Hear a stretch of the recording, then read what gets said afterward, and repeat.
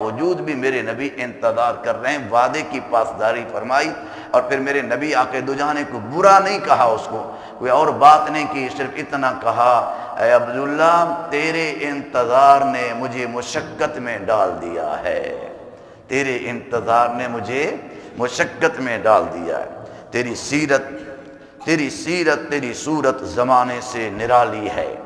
تیری سیرت تیری صورت زمانے سے نرالی ہے، تیری ہر ایک ایک ادا بے مثالی ہے،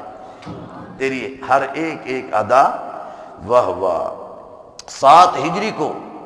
میرے نبی سرور کائنات صلی اللہ علیہ وسلم نے ایک خط لکھا بادشاہ روم کو، قیصر روم کو۔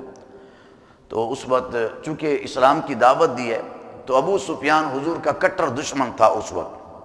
وقت وہ بھی تجارت کی غرض سے روم کے علاقے میں گیا ہوا تھا۔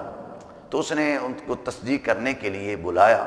کہ واقعی جو خط آیا ہے میں اس سے تصدیق کرتا ہوں، یہ مخالف ہے، دشمن ہے، یہ بات بتائے گا۔ ابو سفیان کو اس نے جب بلایا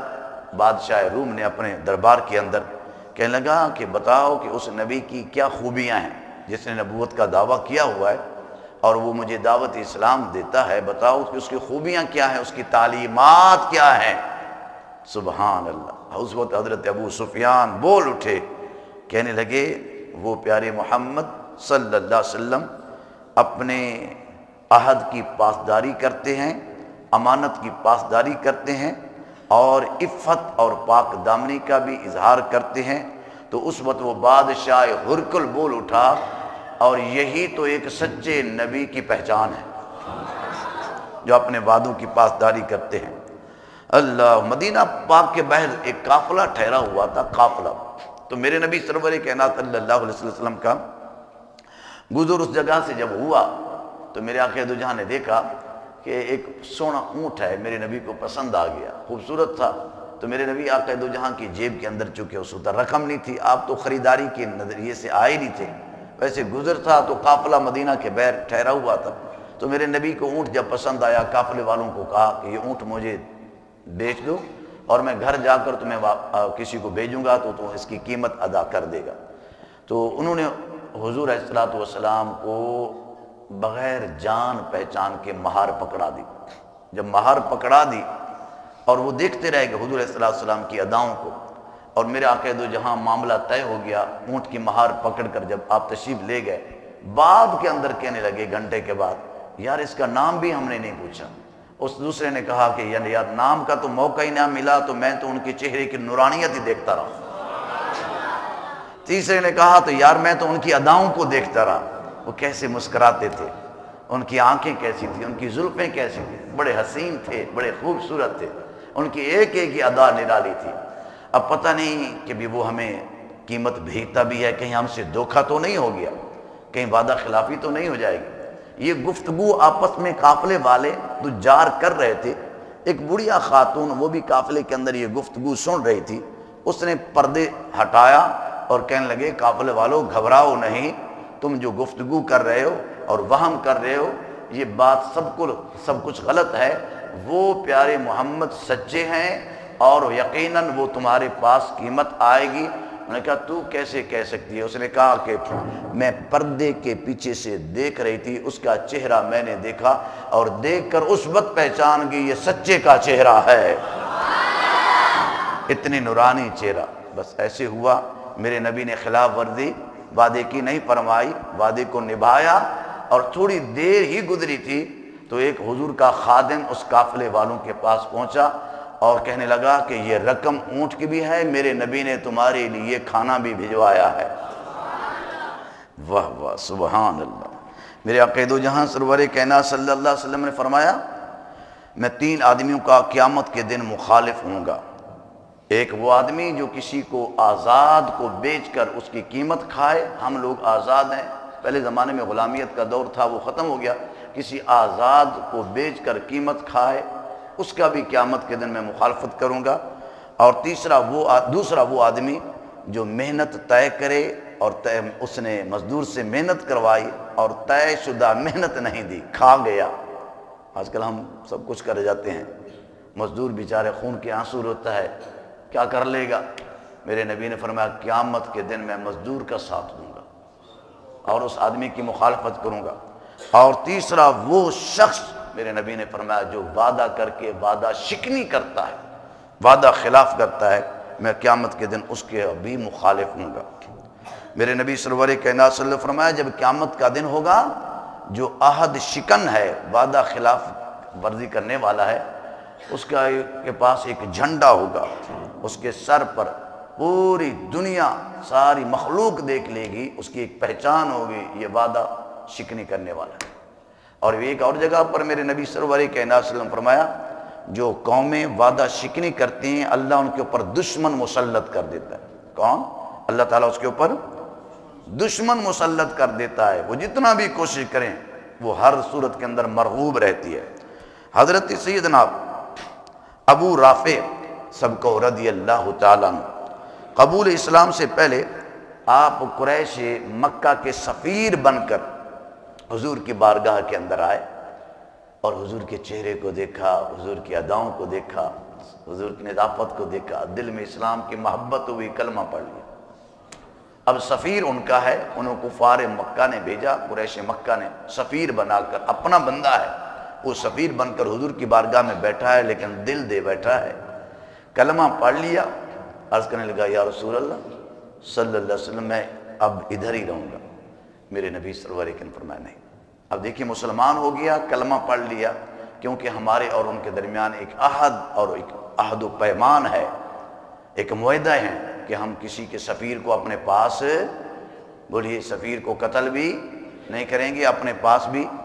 اے ابو رافع تمہیں مبارک ہو، اگر ابھی چلے جاؤ، اگر یہی ایمان والا جذبہ، محبت والا جذبہ سلامت رہا تو پھر آ جانا۔ بس حضرت سیدنا ابو رافع وہ جو ان کا پیغام تھا میرے نبی کا، وہ ان کو پیغام جا کر پہنچایا، بس پہنچا کر پھر فوراً چلتے چلتے حضور کے قدموں میں آ گئے۔ میرے نبی سرور کائنات صلی اللہ علیہ وسلم حدیبیہ کے مقام پر تشریف فرمائے، بڑا سخت معاہدہ لکھا گیا اور بڑی کڑی شرائط تھی، ان میں سے ایک کڑی جو شرائط تھی جس نے صحابہ کرام کو بھی پریشان کر دیا تھا، وہ یہ تھی کفار مکہ نے حدیبیہ کے مقام پر یہ کڑی شرط لگائی تھی کہ اگر آپ کا کوئی آدمی ہم سے پناہ لینے کے لیے ادھر مکہ میں آئے گا تو ہم اس کو پناہ دیں گے اور واپس نہیں کریں گے، اور اگر ہمارا آدمی ادھر سے نکل کر مدینہ پاک میں آپ سے پناہ طلب کرے تو آپ کو واپس کرنا پڑے گا۔ بہت بڑی کڑی شرط تھی، یہ ایسی شرط تھی جو صحابہ کرام اس شرط کے اوپر بہت پریشان ہوئے، لیکن نگاہ مصطفیٰ دیکھ رہی تھی کہ اس کڑی شرائط کی بہترین ثمرات پیدا ہوں گے، پھر وہ میرے نبی آقا دو جہاں نے حکمتاً مصلحتاً یہ شرط آپ نے لکھ دی اور آپ نے قبول فرمائی۔ پھر اس کی ثمرات، اس کے پھل یہ ہوئے کہ مکہ بغیر تلوار کے فتح ہو گیا، وہی لوگ جوک در جوک اللہ کے دین میں داخل ہو گئے۔ اِنَّا فَتَحْنَا لَكَ فَتْحًا مُبِينًا لِيَغْفِرَ لَكَ اللَّهُ مَا تَقَدَّمَ مِنْ ذَنبِكَ إِذَا جَاءَ نَصْرُ اللَّهِ وَالْفَتْحُ وَرَأَيْتَ النَّاسَ يَدْخُلُونَ فِي دِينِ اللَّهِ أَفْوَاجًا فَسَبِّحْ بِحَمْدِ رَبِّكَ وَاسْتَغْفِرْ إِنَّهُ كَانَ تَوَّابًا۔ اے پیارے محمد صلی اللہ علیہ وسلم آپ دیکھیں گے کہ جب مکہ فتح ہو جائے گا تو یہی لوگ اللہ کے دین میں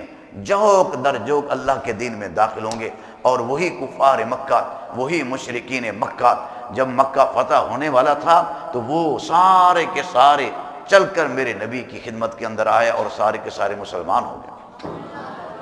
تو یہ حکمتیں تھیں، مسلطیں تھیں، تو اس وقت معاہدہ لکھا جا چکا تھا، ابھی لکھا تحریر نہیں ہوا، زبانی معاہدہ ہوا اس شرط کا۔ تو اس دوران ایک صحابی رسول جس کا نام حضرت سیدنا ابو جندل رضی اللہ تعالیٰ عنہ، ہتھ کڑیوں سے آپ مقید ہیں، ہتھ کڑیاں لگی ہوئی ہیں، پاؤں کے اندر بھی زخموں سے لت پت ہیں، خون جسم سے بہہ رہا ہے، اور حضور کے قدموں میں آ کر گرے، یا رسول اللہ صلی اللہ علیہ وسلم مجھے اپنے پاس رکھ لیجیے، یہ لوگ مجھ پر بہت ظلم کریں گے اگر میں واپس جاؤں گا، بہت ستم کرتے ہیں، مجھے بہت مارتے ہیں، ہتھ کڑیاں لگی ہوئی ہیں، خون بہہ رہا ہے، یا رسول اللہ مجھے اپنے پاس رکھ لیں۔ میں ان کا مزید ظلم و ستم برداشت نہیں کر سکتا۔ یہ وہ منظر تھا جو صحابہ اکرام کی آنکھوں کے اندر آنسو آ گئے، لیکن اللہ کے نبی نے فرمایا اے ابو جندل میں ان کے ساتھ ابھی معاہدہ کر چکا ہوں، میں محمد وعدے کی پاسداری کروں گا۔ دیکھیں کتنا اسلام کے اندر وعدے کی، عہدے کی پاسداری کا حکم کیا گیا ہے، اور پھر میرے نبی آقا دو جہاں سرور کائنات صلی اللہ علیہ وسلم نے اس کو پورا بھی فرمایا۔ بلکہ حدیث مبارکہ ہے، یہ عربی کا مقولہ ہے، فرماتے ہیں الوعد رکن،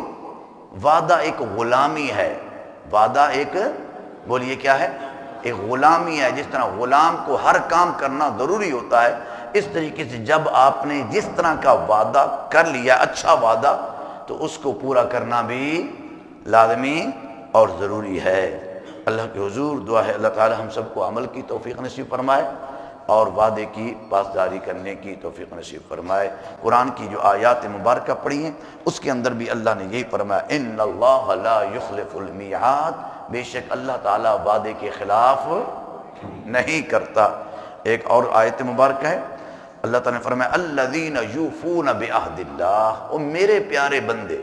ایمان والے، ان کی پہچان یہ ہے کہ یوفون بعہد اللہ، وہ اللہ کے عہد کو پورا کرتے ہیں، ولا ینقضون المیثاق، اور وہ وعدوں کو توڑتے نہیں ہیں، وعدوں کو پختہ کرتے ہیں۔ اللہ تعالی ہم سب کو وعدے کی پاسداری اور اس کی تکمیل کی توفیق نصیب فرمائے، اور یہ ایمان کی اعلیٰ وصف ہے، ایمان کی اعلیٰ وصف ہے، اعلیٰ خوبی ہے، اللہ تعالیٰ اپنانے کی توفیق نصیب فرمائے۔ آج کا درس قرآن یہی ہے، اللہ تعالیٰ ہم سب کو فہم قرآن نصیب فرمائے اور قرآن پاک کی تعلیمات سے بہرہ ور ہونے کی توفیق نصیب فرمائے، آمین ثم آمین۔